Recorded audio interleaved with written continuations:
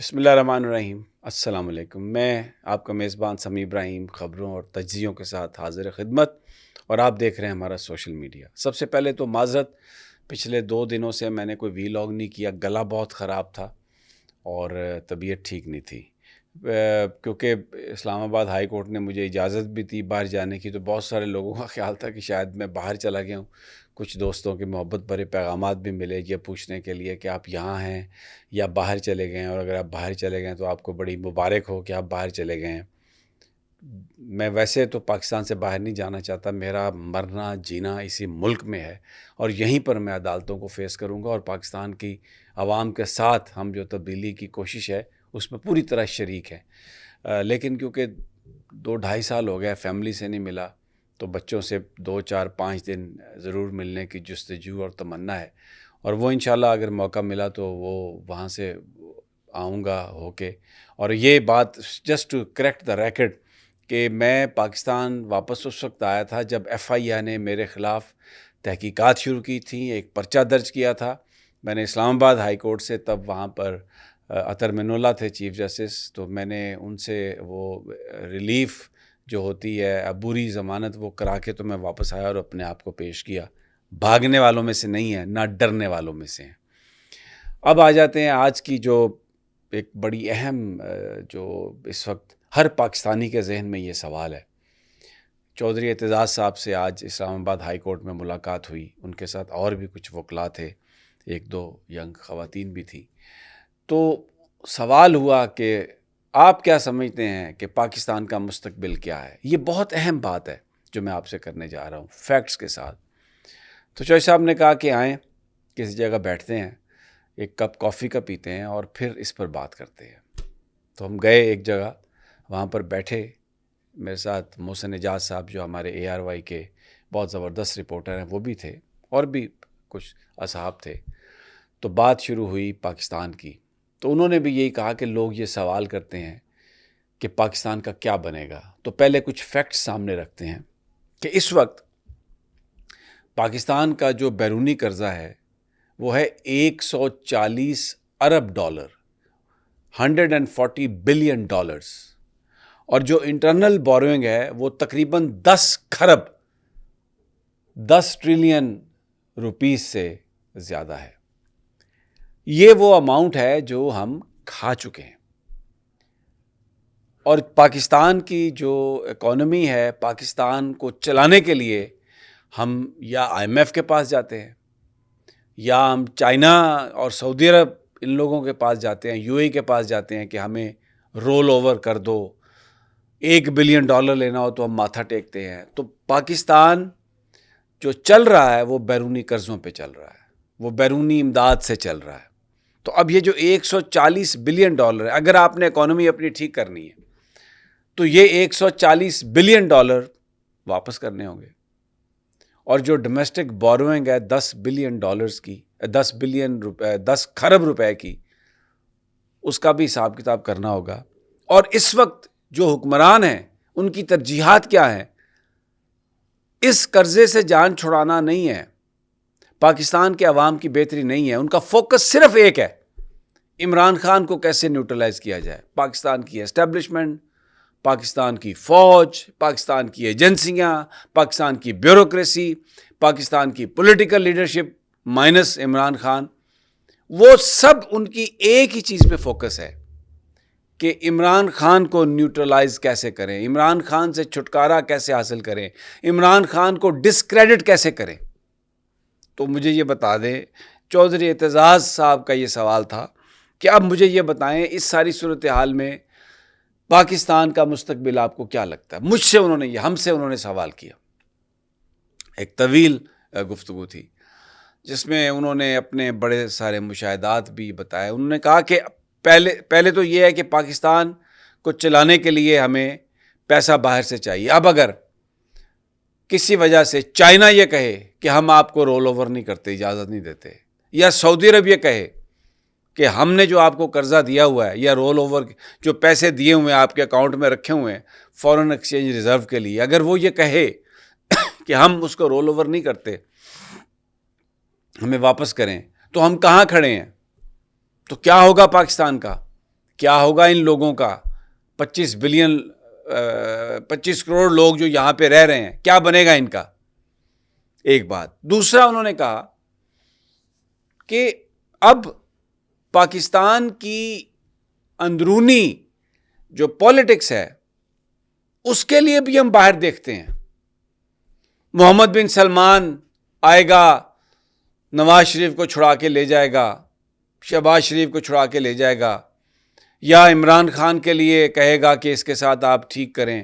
China جو ہے وہ کہے گا پاکستان میں پولیٹیکل سٹیبلٹی چاہیے انویسٹمنٹ کے لیے، تو پھر آئے گی۔ یا اب ٹرمپ آ گیا، تو اب ایک بڑی بیٹ لگ رہی ہے جی، اب ٹرمپ آ گیا ہے اور وہ مشرف سے ان سے کہے گا، حافظ صاحب سے کہے گا، شہباز شریف سے کہے گا کہ عمران خان کو رہا کریں۔ تو وہ مشاہد صاحب کہتے ہیں کال آئے گی اور پھر ہمیں چھوڑنا پڑ جائے گا۔ یعنی ہم ایک ایسا ملک ہیں، چلتے ہم بیرونی قرضوں سے ہیں، بیرونی رقم آتی ہے تو اسے ہم اس ملک کو چلاتے ہیں، اور خبریں آپ دیکھیں ٹی وی پر کس قدر جھوٹ ہے۔ پاکستان کی مہنگائی سنگل ڈیجٹ میں آ گئی، پاکستان ترقی کی طرف چل پڑا، اب پاکستان اپنے پاؤں پر کھڑا ہونے لگا، اور کریڈٹ فیصل واوڈا صاحب کہتے ہیں فلاں چیز کا credit goes to army chief, فلاں کہتے ہیں، نون لیگ والے کہتے ہیں credit goes to Shehbaz Sharif, ایک اور بندہ اٹھتا ہے تو وہ کہتا ہے credit goes to Mian Nawaz Sharif,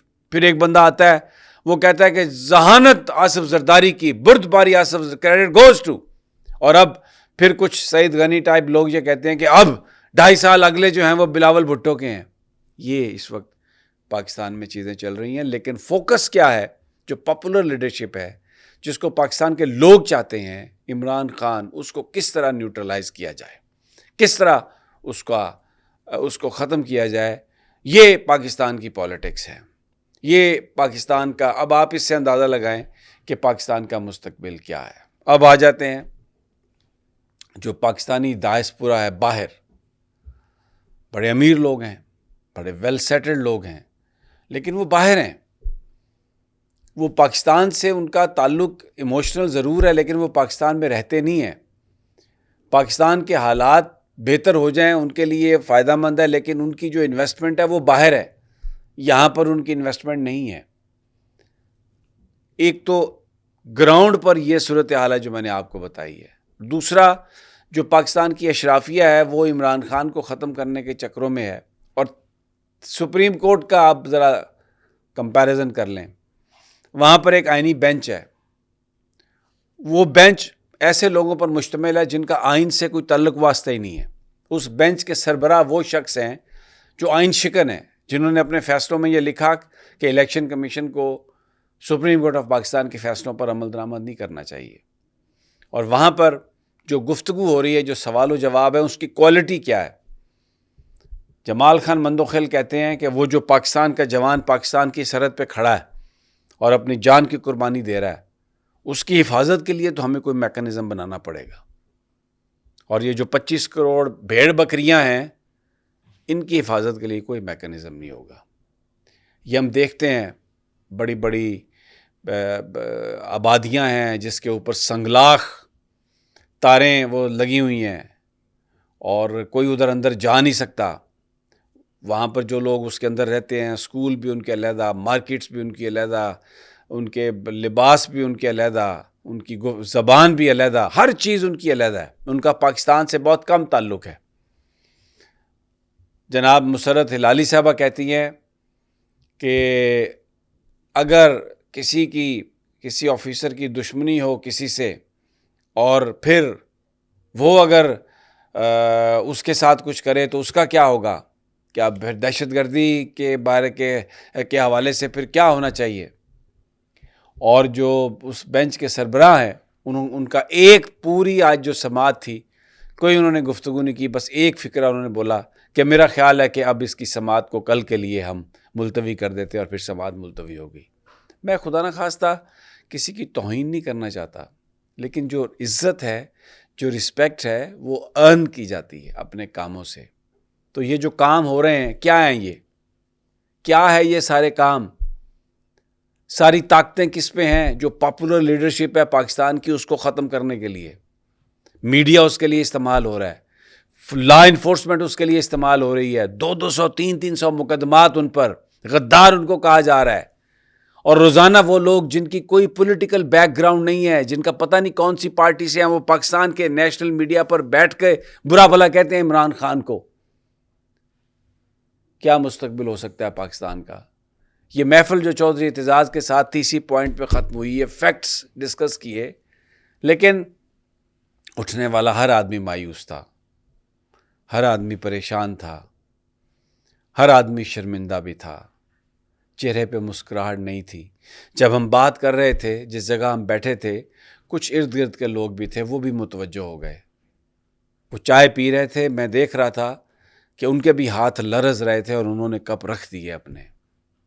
Pakistan کے لوگ تو پریشان ہیں, لیکن پاکستان میں جو اشرافیہ ہے, جو صاحب اقتدار لوگ ہیں, ان کو کوئی پریشانی نہیں ہے. جتنا یہ پاکستان کا قرضہ ہے, اتنا ہی ان کی باہر ویلتھ ہے.